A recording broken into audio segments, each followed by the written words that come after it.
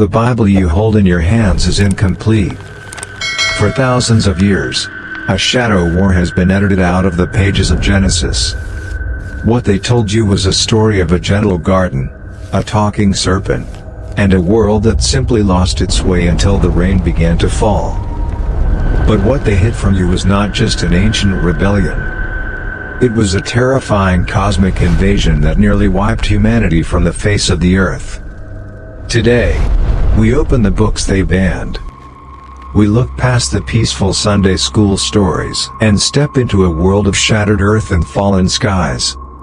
We will look at the Watchers, entities of unimaginable power who descended upon a mountain, bringing with them forbidden technology and a corruption so deep, it demanded the total destruction of the world. We will open the Book of Enoch. We will unroll the crumbling, ancient parchment of the Book of Giants from the Dead Sea caves. And we will ask the question the early church fathers were too terrified to answer. Was the Great Flood really just a punishment for human sin? Or was it a desperate, final intervention to wipe out the flesh-eating Nephilim giants before they consumed us all? Think about the sheer scale of history that has been hidden from you. We are told about the ark. We are told about the animals walking 2 by 2. We are given the comforting image of a rainbow. But nobody talks about what was happening right before the rain started. Nobody talks about the screams. Nobody talks about the giants. This is the history they did not want you to know. The history they erased because it was too dark, too violent, and too revealing about the true nature of the spiritual realm. The institutions of religion have spent centuries trying to convince you that the spiritual world is distant.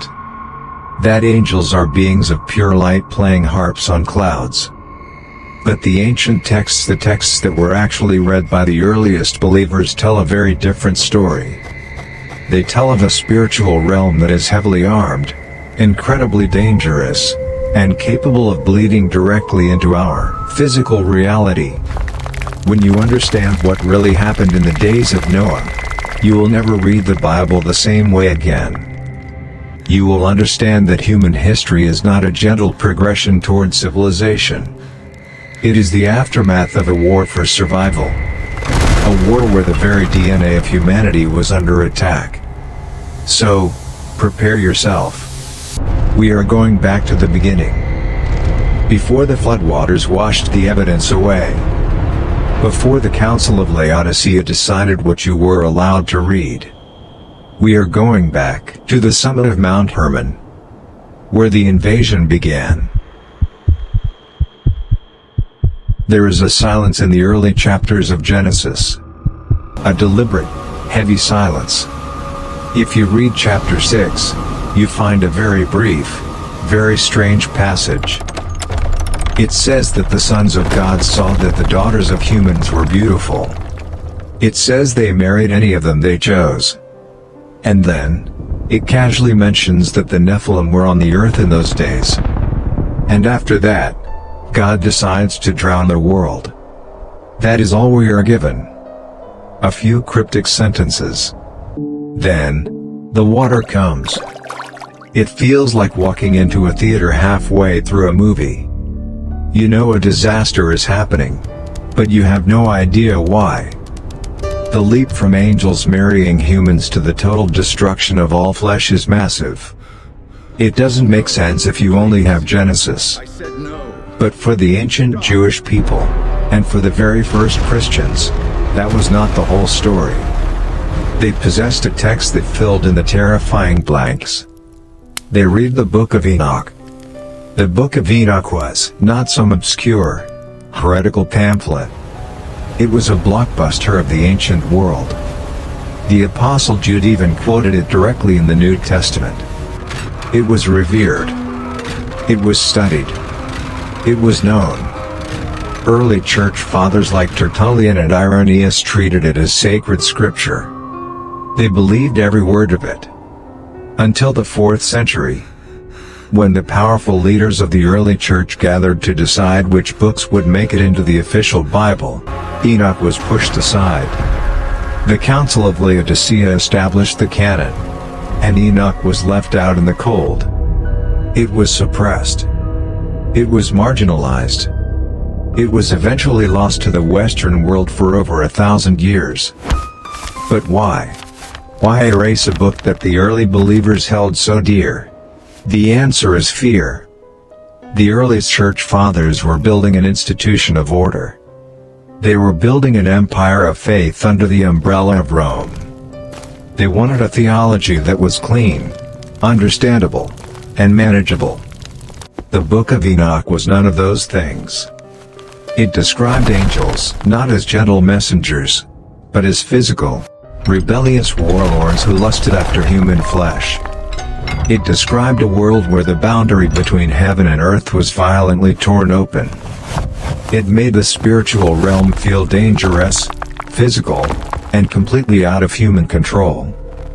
They couldn't handle the theological implications.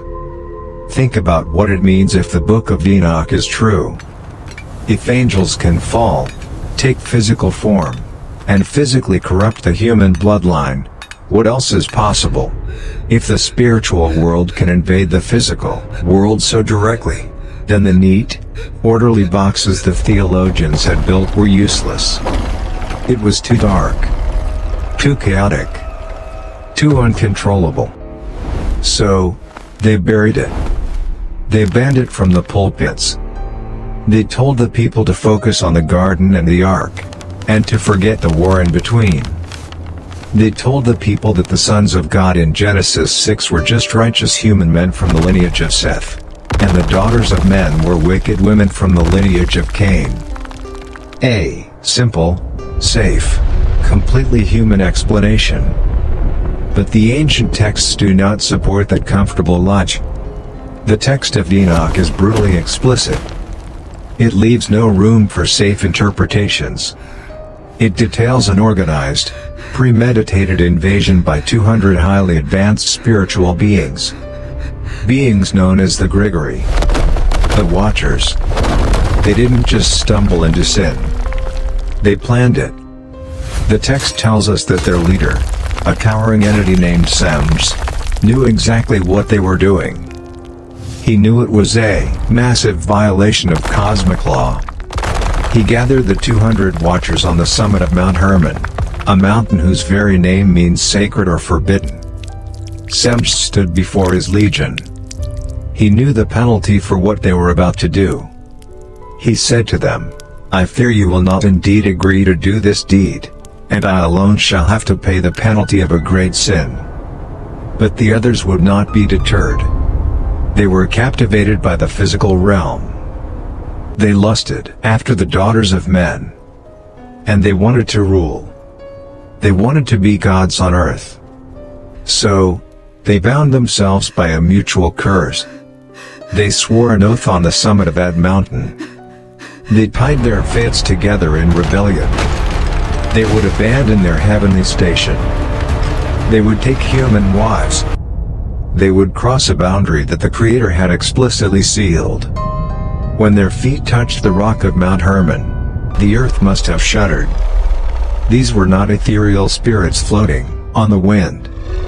According to the ancient descriptions, these were beings of immense spiritual and physical weight. When they materialized in the physical dimension, they took on flesh, but flesh of a higher, terrifying order. They were heavy, powerful, and overwhelmingly real. And they did not come empty-handed. They brought gifts. But these gifts were not blessings.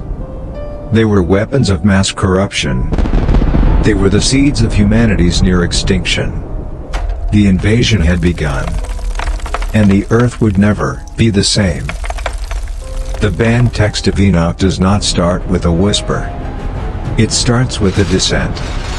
200 of them. Beings of immense spiritual and physical weight. They were called the Grigori. The Watchers. They stood at the edge of the heavens, looking down at the daughters of men. And they made a pact. When their feet touched the rock of Mount Hermon, the earth must have shuddered. These were not ethereal spirits floating on the wind. They were heavy, powerful, and overwhelmingly real. And they brought gifts. But these gifts were not blessings. They were weapons of mass corruption. The Book of Enoch tells us about a specific leader among them. A name that echoes with a dark, metallic resonance through ancient history. His name was Azâzêl. Azâzêl did not just take a wife. He looked at the primitive, struggling human race, and he decided to teach them the things that were meant to remain hidden in the dark. He decided to accelerate human evolution through violence. Before Azâzêl, violence was a blunt instrument. It was a rock in the hands of Cain. It was a crude club made of wood. It was an act of raw, disorganized passion. After Azâzêl, violence became an industry. He taught men how to forge swords, how to beat raw iron into breastplates. He introduced the metallurgy of death. He taught them how to extract metals from the earth, how to melt them in extreme heat, and how to fashion them into blades that could slice cleanly through human bone. He taught them how to make shields that could deflect those blades. He created the very concept of an arms race. Suddenly, humanity was no longer just a collection of shepherds and farmers. They were heavily armed militias. They were warriors equipped with weapons that they did not invent, weapons that were handed down to them by entities who wanted to see them bleed.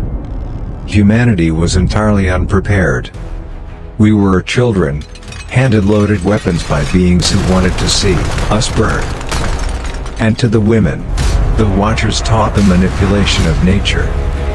They taught the cutting of roots, the brewing of spells, the ancient chemistry of altering the mind and the body. They taught the art of making bracelets, ornaments, and the beautifying of the eyelids with antimony. They introduced the magic of illusion, the science of seduction, the weaponization of physical appearance. Other Watchers, like Semjâzâ, taught enchantments and root cuttings. Armors taught the resolving of enchantments. Barks taught astrology. Kabul taught the constellations.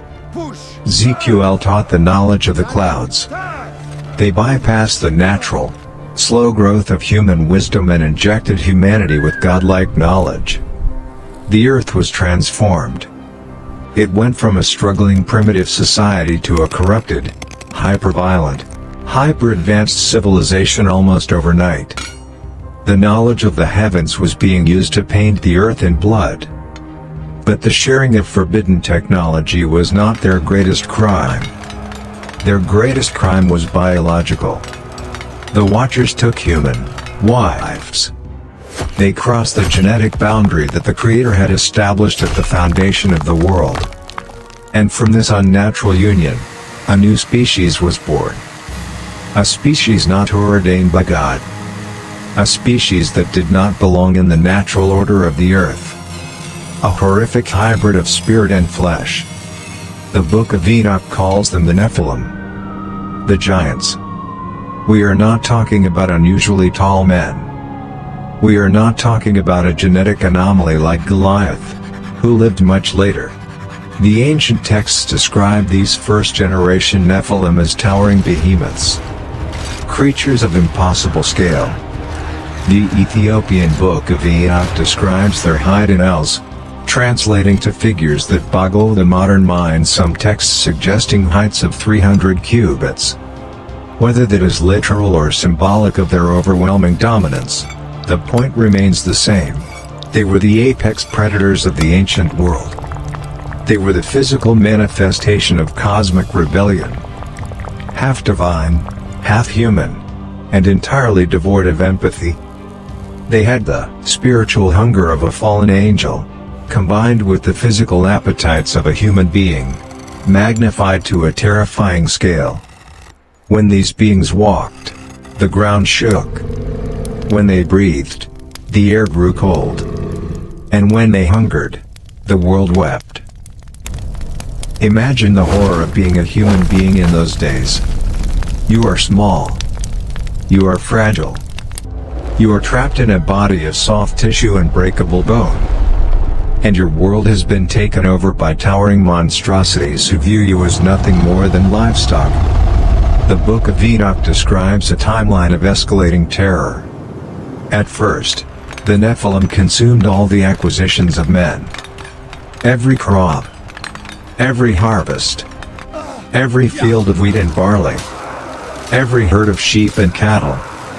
The humans worked the soil until their hands bled, pouring all their resources into feeding these giant overlords, just to keep them calm.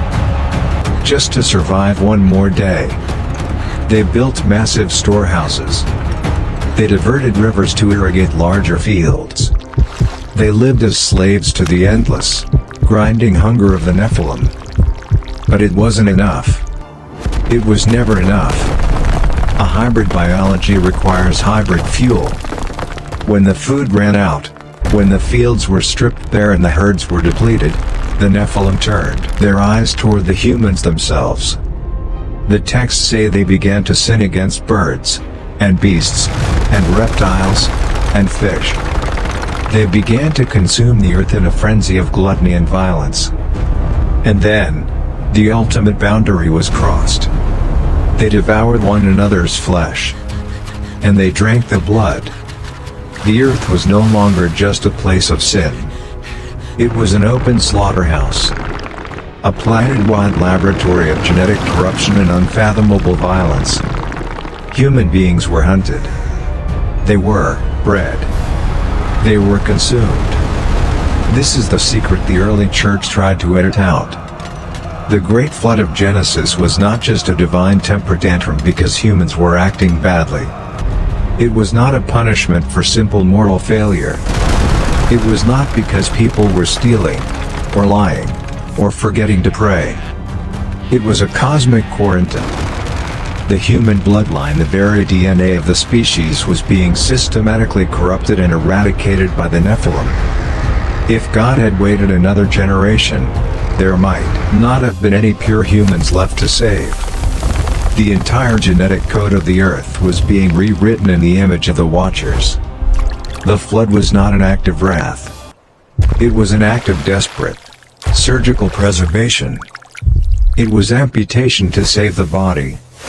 And we know this nightmare was taken seriously by the ancients because of what was discovered halfway across the world, thousands of years later. In the mid-20th century, a Bedouin shepherd threw a rock into a cave near the Dead Sea. He heard the sound of breaking pottery. What he found inside were crumbling scrolls that had been hidden for 2 millennia. Among them, pieced together from fragmented leather and papyrus, was a text known as the Book of Giants. These fragments give us something absolutely chilling. They give us the perspective of the monsters themselves.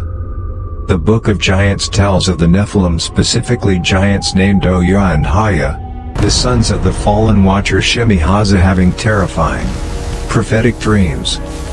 They did not feel invincible. Deep down in their corrupted souls, they knew a reckoning was coming. They dreamt of a great tablet being washed clean by water. They dreamt of a massive garden where all the trees were systematically uprooted and destroyed, save for one single tree with 3 branches, a clear prophecy of Noah and his 3 sons surviving the apocalypse. The giants woke up trembling. They called upon their fathers, the fallen watchers, begging for an interpretation. But even the watchers were powerless. Even the architects of this nightmare knew that the Creator could not allow their abomination to continue. They felt the pressure in the air. The silence before the storm. The terrifying realization that the sky above them was no longer a canopy, but a weapon waiting to be unleashed. When the rain finally started to fall, it wasn't a slow drizzle. It wasn't the kind of rain that waters the crops. The ancient texts describe the fountains of the great deep bursting open. The tectonic plates of the earth snapping and fracturing. The sky tore apart. Water black as night, heavy with the fury of a creator who was forced to destroy his own canvas just to save the last remaining shred of humanity. Imagine the scene. The Nephilim, creatures of immense strength and arrogant power, roaring against the storm. They fought against the rising tides. They climbed the highest mountains, their massive hands clawing at the rock. But strength means nothing to the ocean. The water rose without mercy. It swallowed the valleys. It drowned the cities built with forbidden technology. It reached the peaks of the mountains. The giants drowned. Their massive lungs filled with the dark, freezing water. Their heavy bodies sank into the mud. The cosmic war, the clashing of swords, the screams of the hunted, it was all silenced under thousands of feet of water. The earth was scrubbed clean. But the scars would remain forever.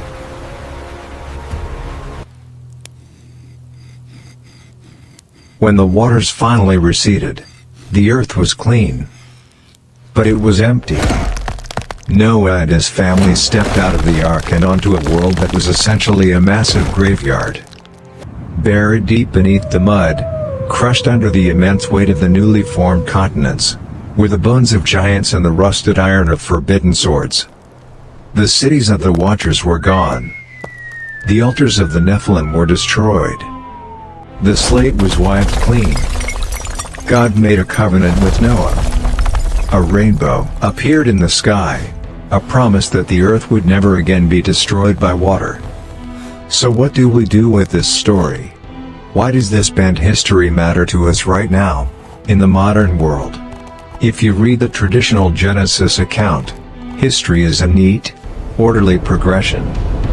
It is a story of human failure, divine punishment, and ultimate forgiveness.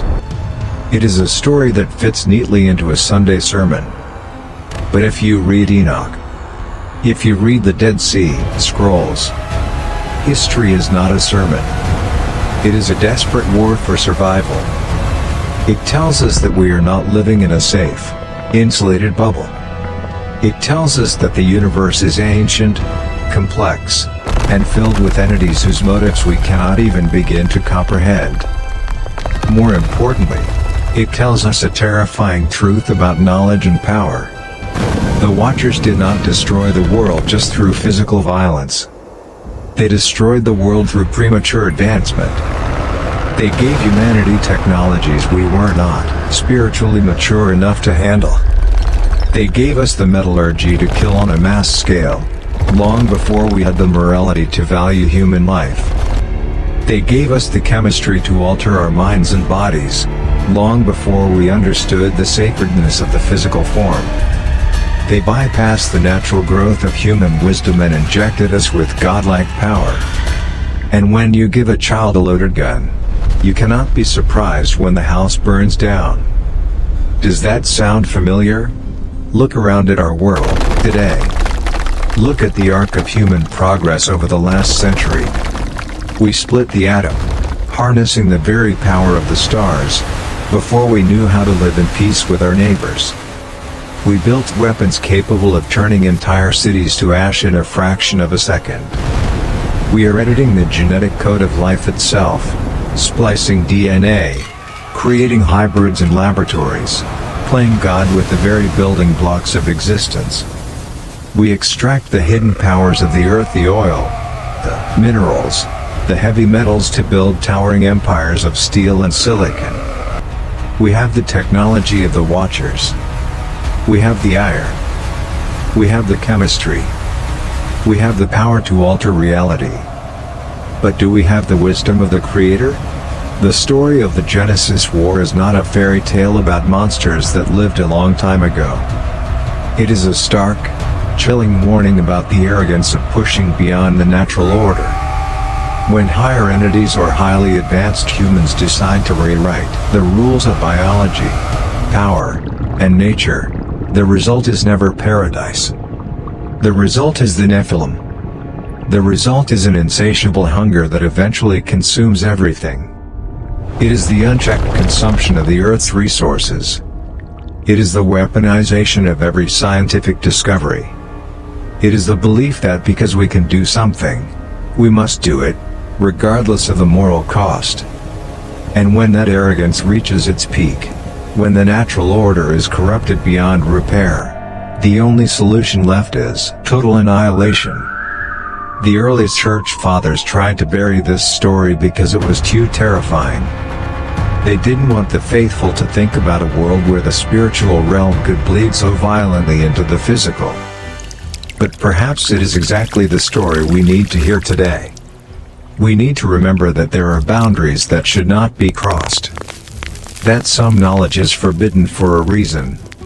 And that when we try to elevate ourselves to the status of the divine, we usually just end up creating monsters that will inevitably turn around and devour us.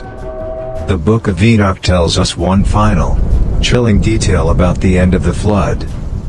A detail that brings the ancient horror directly into our present reality. The water destroyed the physical bodies of the Nephilim. Their massive, corrupted frames rotted in the mud and turned to dust under the crushing weight of the floodwaters. They were gone from the physical plane. But because they were born of an unnatural, spiritual union, because their fathers were immortal watchers and their mothers were mortal humans, their spirits were trapped.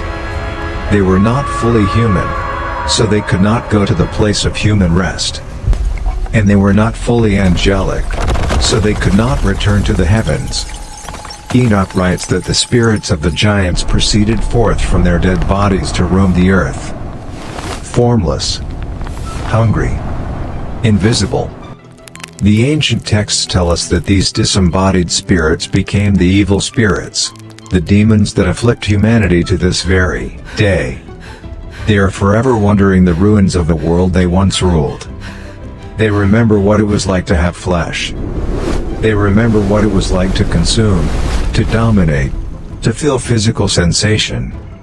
And they are endlessly, desperately seeking bodies to inhabit so they can experience the physical world once again. The flood washed away the flesh. But the legacy of the Watchers remains. The spiritual pollution of that ancient war is still lingering in the air we breathe. So tell me in the comments honestly. Were the Watchers just ancient myths, born from the vivid imagination of early humans trying to explain the existence of evil and the brutality of war? Or is the evidence of their forbidden technology still buried somewhere on this earth, waiting to be found in the ruins of some undiscovered ancient city? The truth is rarely found in the sanitized stories they allow us to read in church. It is usually buried deep in the dirt. It is hidden in the fragmented scrolls they tried to burn, and in the caves they tried to seal. If you want to go deeper into the hidden history of early scripture, if you want to uncover the ancient texts they tried to erase from the world, subscribe. Because the flood only washed away the bodies. The real secrets are still out there.